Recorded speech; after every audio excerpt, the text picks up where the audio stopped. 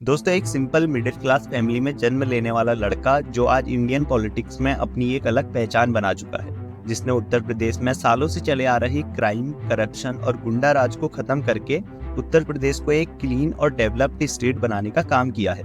यहाँ तक कि उनकी जीरो टॉलरेंस पॉलिसी से आज के समय उत्तर प्रदेश में कोई भी व्यक्ति क्राइम करने से पहले 10 बार सोचता है। बुलडोजर बाबा के नाम से प्रसिद्ध ये व्यक्ति नरेंद्र मोदी के बाद देश के अगले प्रधानमंत्री तक बताए जाते हैं। जी हाँ दोस्तों, हम बात कर रहे हैं योगी आदित्यनाथ जी की, जिन्होंने आज अपने काम और फैसलों से देश में एक अलग पहचान हासिल की है। तो आज की इस वीडियो में हम योगी आदित्यनाथ जी की लाइफ जर्नी के बारे में ही बात करेंगे कि कैसे एक साधारण परिवार से आने वाले अजय सिंह बिष्ट एक योगी और गोरखपुर मंदिर के प्रधान पुजारी बने, कैसे उन्होंने पॉलिटिक्स को ज्वाइन किया और 2017 में उत्तर प्रदेश के चीफ मिनिस्टर बने, और आज कैसे वो उत्तर प्रदेश में क्राइम और गुंडा राज को खत्म करके एक रेवोल्यूशन लाने का काम कर रहे हैं। तो चलिए आज की इस वीडियो में जानते हैं बुलडोजर बाबा के नाम से प्रसिद्ध योगी आदित्यनाथ जी की लाइफ जर्नी के बारे में। दोस्तों, योगी आदित्यनाथ का जन्म 5 जून 1972 को उत्तराखंड के पौड़ी गढ़वाल डिस्ट्रिक्ट के पंचूर गांव में हुआ। उनके पिताजी आनंद सिंह बिष्ट एक फॉरेस्ट रेंजर थे और उनकी माता सावित्री देवी एक हाउसवाइफ। बचपन में योगी आदित्यनाथ को अजय सिंह बिष्ट के नाम से जाना जाता था। उनके संन्यास लेने के बाद ही उन्हें ये योगी आदित्यनाथ नाम दिया गया। योगी आदित्यनाथ बचपन से ही काफी इंटेलिजेंट थे। पढ़ाई को लेकर भी उनका इंटरेस्ट काफी ज्यादा था। बचपन से ही वो मैथ्स में भी काफी स्ट्रांग थे। योगी आदित्यनाथ ने अपनी 12th तक की एजुकेशन पौड़ी गढ़वाल के ही एक गवर्नमेंट स्कूल से कंप्लीट करी, जिसके बाद वो हेमवती नंदन बहुगुणा गढ़वाल यूनिवर्सिटी से बीएससी मैथमेटिक्स में अपनी ग्रेजुएशन कंप्लीट करते हैं। दोस्तों, पहले से ही योगी आदित्यनाथ का इंटरेस्ट पॉलिटिक्स में काफी ज्यादा था। उन्हें लोगों के लिए काम करना बड़ा अच्छा लगता था। साथ ही उनके माता पिता भी ये बताते हैं कि वो बचपन से ही अक्सर ये बोला करते थे कि मुझे बड़ा होकर लोगों की सेवा करनी है। इस वजह से ही वो अपने कॉलेज ईयर्स में एबीवीपी को भी ज्वाइन कर लेते हैं। अपनी ग्रेजुएशन कंप्लीट करने के बाद योगी आदित्यनाथ गोरखपुर यूनिवर्सिटी से एमएससी करने का फैसला लेते हैं और गोरखपुर आ जाते हैं। इसी दौरान अयोध्या राम मंदिर मूवमेंट भी काफी तेजी से चल रहा था। अब क्योंकि योगी आदित्यनाथ भी राम मंदिर निर्माण के सपोर्ट में थे, तो साल 1990 में वो भी इस मूवमेंट को ज्वाइन कर लेते हैं। और इसी दौरान गोरखपुर में उनकी मुलाकात महंत अवैधनाथ से होती है, जो उस समय गोरखनाथ मंदिर के प्रधान पुजारी थे और राम मंदिर निर्माण मूवमेंट को लीड कर रहे थे।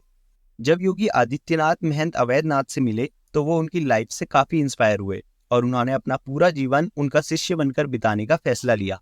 और यही योगी आदित्यनाथ की लाइफ का मेजर टर्निंग पॉइंट था, जिसके बाद सिर्फ 21 साल की उम्र में योगी आदित्यनाथ सांसारिक जीवन से संन्यास लेकर महंत अवैधनाथ के आश्रम में एक योगी का जीवन बिताने लगे।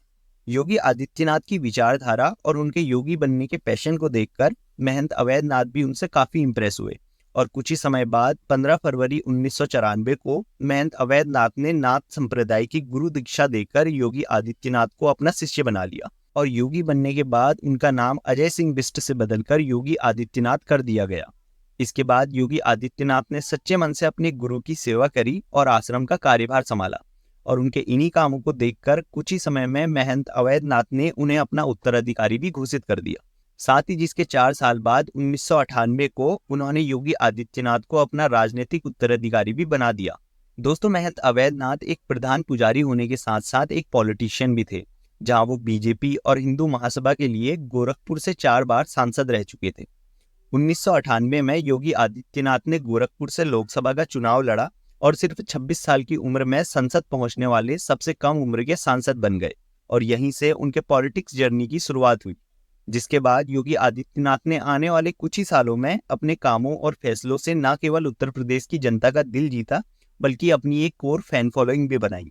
वैसे तो उन्होंने सांसद बनने के बाद कई इंपॉर्टेंट काम किए, लेकिन उनको सबसे ज्यादा पहचान उनके कट्टर हिंदुत्व नेचर और 2002 में उनके द्वारा बनाए गए हिंदू युवा वाहिनी ग्रुप ने दिलाई। दोस्तों, इस ग्रुप को योगी आदित्यनाथ द्वारा गौ माता की सेवा और एंटी हिंदू एक्टिविटीज से डील करने के लिए बनाया गया था। ये ग्रुप योगी आदित्यनाथ का सबसे बड़ा सक्सेसर साबित हुआ, जिसने उत्तर प्रदेश में उनकी पॉपुलैरिटी को बढ़ाने का काम किया। इस ग्रुप के द्वारा किए जा रहे कामों को देखकर उत्तर प्रदेश की जनता काफी खुश हुई और योगी आदित्यनाथ को ग्रास रूट लेवल से सपोर्ट मिलने लगा। योगी आदित्यनाथ का अपने रिलीजन के ऊपर खुल के बात करना और उसे प्रमोट करना उत्तर प्रदेश की जनता को काफी पसंद आया और उनकी इमेज एक कट्टर हिंदू नेता के तौर पे होने लगी। हालांकि इस वजह से वो काफी कंट्रोवर्सीज में भी घिरे रहे। इसके बाद योगी आदित्यनाथ 1998 से 2017 तक गोरखपुर सीट से 5 बार सांसद बने। साथ ही उनके कामों को देखते हुए पार्टी में उनका पद साल दर साल बढ़ता रहा। दोस्तों, इसके बाद समय आता है साल 2017 का, जब उत्तर प्रदेश में विधानसभा के चुनाव होने थे। अब तक योगी आदित्यनाथ की पकड़ उत्तर प्रदेश में काफी अच्छी खासी हो चुकी थी। साथ ही ये इलेक्शन बीजेपी के लिए भी काफी इम्पोर्टेंट था। यहीं से उन्हें पता चलने वाला था कि उनकी पार्टी केंद्र में आएगी या नहीं। ऐसे में सही उम्मीदवार के नाम पे चुनाव लड़ना उनके लिए काफी इम्पोर्टेंट था। योगी के पॉलिटिकल करियर के रिकॉर्ड्स को देखते हुए बीजेपी और आरएसएस द्वारा ये तय किया गया कि उत्तर प्रदेश में होने वाले चीफ मिनिस्टर का चेहरा योगी आदित्यनाथ होंगे।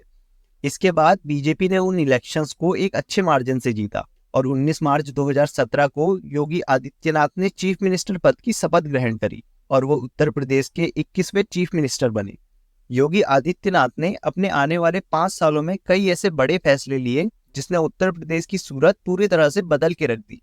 सबसे पहले योगी आदित्यनाथ ने उत्तर प्रदेश में चल रहे गुंडा और माफिया राज को खत्म करने के लिए लॉ एंड ऑर्डर को इम्प्रूव किया। योगी आदित्यनाथ के नेतृत्व में कई ऑपरेशंस चलाए गए जिनका एम क्रिमिनल एक्टिविटीज और माफियाओं को खत्म करना था। साथ ही योगी आदित्यनाथ ने उत्तर प्रदेश में जीरो टॉलरेंस पॉलिसी को भी इंट्रोड्यूस किया, जिसके तहत उत्तर प्रदेश में पुलिस द्वारा कई क्रिमिनल्स के इनकाउंटर किए गए। योगी आदित्यनाथ की गवर्नमेंट द्वारा उत्तर प्रदेश में इंडस्ट्रियल ग्रोथ और इन्वेस्टमेंट को बढ़ावा देने के लिए उत्तर प्रदेश इन्वेस्टर समिट को भी ऑर्गेनाइज कराया गया, जिसने कई बड़े नेशनल और इंटरनेशनल बिजनेसेस को उत्तर प्रदेश में इन्वेस्ट करने के लिए अट्रैक्ट किया। साथ ही योगी आदित्यनाथ की गवर्नमेंट आने के बाद प्रधानमंत्री आवास योजना और स्वच्छ भारत अभियान जैसी कई सोशल वेलफेयर स्कीम्स को भी उत्तर प्रदेश में लागू किया गया, जिनके तहत लाखों परिवारों को घर और टॉयलेट्स की सुविधा मिली। साथ ही आज के समय अयोध्या राम मंदिर इस बात का सबूत है कि योगी आदित्यनाथ के आने के बाद किस तरह से उत्तर प्रदेश में काम हुआ है। और जैसा कि हम सभी को पता है कि योगी आदित्यनाथ हिंदुत्व आइडियोलॉजी को फॉलो करते हैं, तो उन्होंने रिलीजियस कन्वर्जन और लव जिहाद से डील करने के लिए एंटी कन्वर्जन लॉ को भी इंट्रोड्यूस किया। दोस्तों, योगी आदित्यनाथ के आने के बाद से उत्तर प्रदेश में काफी चेंज आया है और यही कारण है जिसकी वजह से उत्तर प्रदेश की जनता ने 2022 में दोबारा से योगी आदित्यनाथ को चुना और वो दूसरी बार उत्तर प्रदेश के चीफ मिनिस्टर बने। आज योगी आदित्यनाथ उत्तर प्रदेश के सीएम होने के साथ साथ गोरखनाथ मंदिर के महल और योगवाणी नाम की मंथली मैगजीन के चीफ एडिटर भी है। साथ ही वो हिंदू राष्ट्र नेपाल, हठ योग, राजयोग और वर्तमान एवं भविष्य जैसी कई किताबें लिखकर पब्लिश कर चुके हैं। दोस्तों, हमें ये पूरा विश्वास है कि योगी आदित्यनाथ की गवर्नमेंट में हमें उत्तर प्रदेश में कई और बड़े बदलाव देखने को मिलेंगे। आपका योगी आदित्यनाथ के बारे में क्या सोचना है, हमें कमेंट सेक्शन में जरूर बताएं और ऐसी ही और वीडियोस को देखने के लिए हमारे चैनल को सब्सक्राइब करें। बाकी हम मिलते हैं आपसे अगली वीडियो में।